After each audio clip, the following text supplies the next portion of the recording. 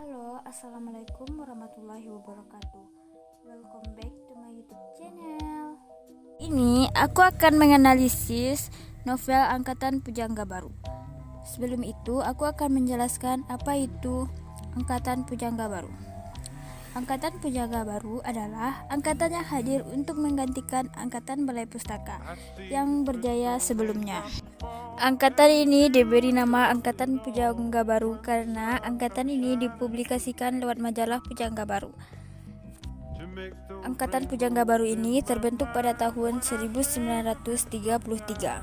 Ini aku akan menganalisis unsur intrinsik dan ekstrinsik novel Belenggu karya Armij Pane yang berjudul Belenggu. Novel Belenggu ini menceritakan tentang kisah rumah tangga antara Sukartono dengan istrinya yang bernama Sumartini. Mereka menikah bukan dengan dasar saling mencintai, melainkan dengan dasar keterpaksaan antara satu sama lain. Tono menikahi Sumartini karena merasa Sumartini cocok mendampingi hidupnya. Tono melihat Sumartini dari kecerdasan dan kecantikannya saja. Sumartini menerima Tono sebagai suaminya atas dasar ingin melupakan kenangan masa lalunya. Alhasil, setelah melakukan pernikahan, rumah tangga mereka tidak harmonis. Setiap hari selalu dipenuhi dengan pertengkaran dan percekcokan. Banyak masalah yang tidak bisa diselesaikan dengan komunikasi yang baik. Dan kita masuk ke unsur intrinsik dan ekstrinsik dari novel Belenggu karya Armij Pane. Unsur intrinsik 1. Tema. Pada novel Belenggu, tema yang terkandung adalah perselingkuhan yang mengakibatkan perceraian. Tema tersebut tergambar dalam novel ketika Sukartono berselingkuh dengan Siti Rohiyah yang merupakan salah satu pasiennya. Setelah mengetahui perselingkuhan yang dilakukan Tono dan Rohayah mengakibatkan Tini pergi ke Surabaya dan meninggalkan Tono. 2. Tokoh dan penokohan. 1. Sukartono atau Tono. Tono memiliki sikap yang penyabar. 2. Sumartini atau Tini memiliki sikap yang optimis, pemarah, dan mudah bergaul. Nyonya Eni atau Siti Rohayah atau Siti Haryati memiliki sikap yang perhatian, penyayang, dan cakap bicara. Sampingan lainnya seperti Abdul, Nina, Nina Sutatmo, Nyonya Padma, Putri Aminah, Nyonya Rusdio, Nyonya Sumarjo, Mardani, Putri Kintani, Mangun Cipto, dan Kamo. Yang keempat, latar. Latar terbagi 3. 1. Latar tempat, 2. Latar waktu, 3. Suasana. Latar tempat yaitu 1 di rumah Sukartono, 2 di pantai, 3 di kamar, 4 di Tanjung Priok, 5 di hotel, 6 di bazar, 7 di gedung konkurs, 8 di pasar Gambir. Latar waktu. Latar waktunya yaitu di pagi hari. Yang terakhir, latar suasana.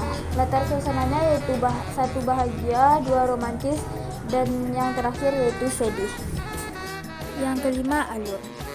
Alur yang digunakan dalam novel Belenggu ini adalah alur maju. Yang keenam, sudut pandang. Sudut pandang yang digunakan penulis adalah sudut pandang orang ketiga serba tahu. Pengarang menceritakan kejadian yang terjadi dan dilakukan oleh para tokoh, seolah-olah ia berada di sekeliling tokoh dan melihat kejadian tersebut dengan sendirinya.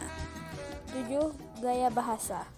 Novel Belenggu ini banyak menggunakan bahasa serapan, berbeda dengan novel karya Pujangga Baru lainnya, yang menonjolkan bahasa Belanda atau kolonial. 8. Amanat.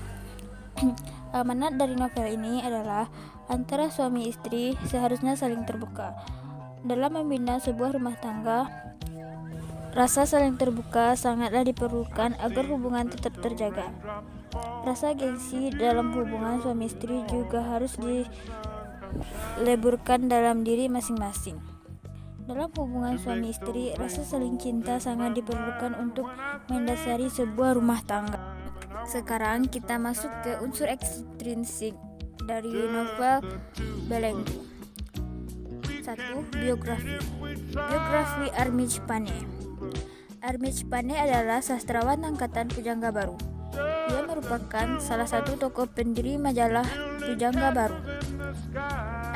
Armij dilahirkan di Muaro Sipongi, Sumatera Utara pada tanggal 18 Agustus 1908 dan meninggal di Jakarta pada tanggal 16 Februari 1970. Ia adalah adik sastrawan dari Sanusi Pane. Karya-karya dari Armij Pane. 1. Belenggu. 2. Antara Kisah Manusia.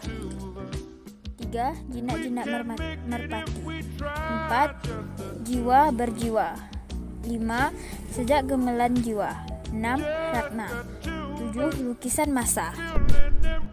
2. Moral. Pesan moral yaitu dalam hubungan suami istri harus saling menghormati dan menghargai pasangan masing-masing.